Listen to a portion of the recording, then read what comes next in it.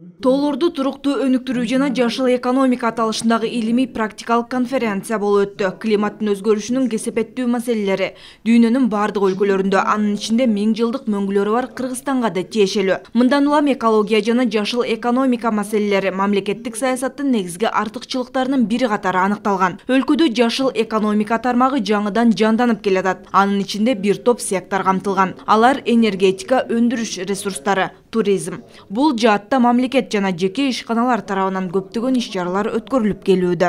Биздин президентибиз Садыр Нуркожоевич Жапаровдун демилгеси менен азыр дүйнөлүк глобалдык климат өзгөрүү процесстерине, ааламдашуу процесстеринде ушундай жаңы технология, 4-үнчү индустрия деп коебуз, ушундай бир жаңы технологиялар кирип атат. Өзүбүздүн мүмкүнчүлүгүбүз жакшы, билесиздер, мына чоң гидроэлектростанциялар азыр курулган Камбаратта бир, бул Кыргызстан үчүн гана эмес, жалпы Орто Азия чөлкөмүнө.